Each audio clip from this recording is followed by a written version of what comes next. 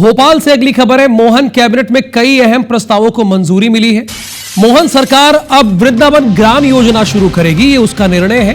Cabinet ने वृंदावन ग्राम योजना का अनुमोदन कर दिया है। प्राकृतिक खेती, बागवानी, उद्यानिकी को बढ़ावा दिया जाएगा। ओबीसी हॉस्टल में भोजनालय की स्थापना के लिए राशि मंजूर कर दी गई है। राष्ट्रीय रक्षा विद्यालय का कैंपस भोपाल में खोलने को मंजूरी मिल गई है। रतलाम रीजनल कॉन्क्लेव में 1674 करोड़ के निवेश का प्रस्ताव भी पारित हो गया है।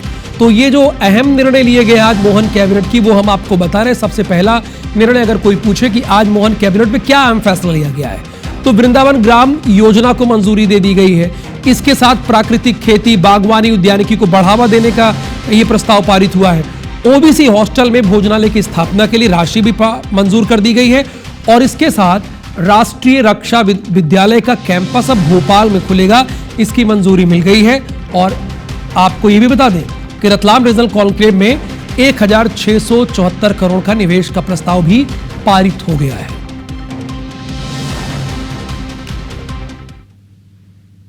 वृंदावन ग्राम योजना को अनुमोदन किया गया है। ये हर विधानसभा में एक ऐसे गांव का चयन किया जाएगा जिसकी पॉपुलेशन न्यूनतम 2000 होगी। उसमें 500 गौवंश कम से कम होने चाहिए और उसमें एक आदर्श ग्राम की परिकल्पना को इस योजना के अंतर्गत साकार किया जाएगा। विवेक पटैया हमारे साथ यहाँ पर जुड़े हुए हैं। विवेक, आज की जो कैबिनेट की बैठक हुई उसमें कई अहम प्रस्तावों पर मोहर लगी, जैसे कि रतलाम रीजनल कॉन्क्लेव के साथ कैसे प्राकृतिक खेती को बढ़ावा दिया जाए, और वृंदावन ग्राम योजना के बारे में भी हमारे दर्शक आपसे जानना चाहते हैं कि ये क्या योजना है।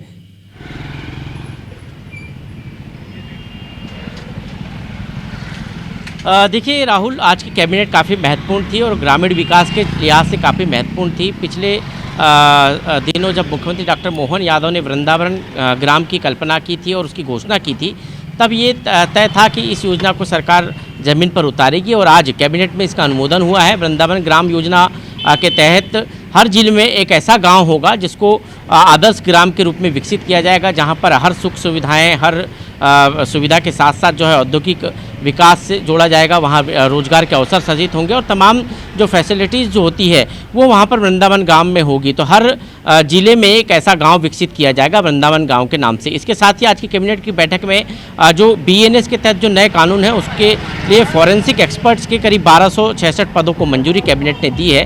साथ ही जो नवगठित जिले हैं मऊगंज, पांडुना और जो मैहर, इन जिलों में जो है अनुसूचित जाति जनजाति के कार्यालय खोलने के लिए सरकार ने स्वीकृति दी है।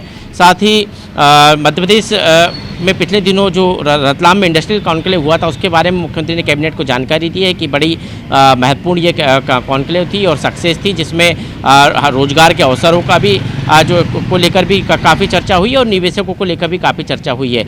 आने वाले दिनों में मुख्यमंत्री जो है स्कूटी और लैपटॉप वितरण बच्चों को किया जाएगा, उसको लेकर भी मुख्यमंत्री ने कैबिनेट की बैठक में जानकारी दी। 4 जुलाई को लैपटॉप वितरण किया जाएगा। इसके साथ ही कैबिनेट बैठक में ओबीसी छात्रों के लिए एक बड़ी सौगात मिली है। जितने भी ओबीसी हॉस्टल पूरे प्रदेश में होंगे उन ओबीसी हॉस्टल में भोजनालय बनाए जाएंगे। बड़ी सौगात है, चूंकि ओबीसी हॉस्टल में भोजनालय की स्थापना के लिए राशि मंजूर कर दी गई है और आगामी 4 जुलाई को लैपटॉप वितरण किया जाएगा और स्कूटी वितरण का भी कार्यक्रम होना है। थैंक यू सो मच विवेक पटैया इस पूरी इंफॉर्मेशन के लिए। आपका तो मोहन कैबिनेट ने कई अहम फैसले हैं, जिसमें प्राकृतिक खेती, बागवानी, उद्यानिकी के साथ साथ आपको बता दें कि राष्ट्रीय रक्षा विद्यालय को भी मंजूरी मिली और रतलाम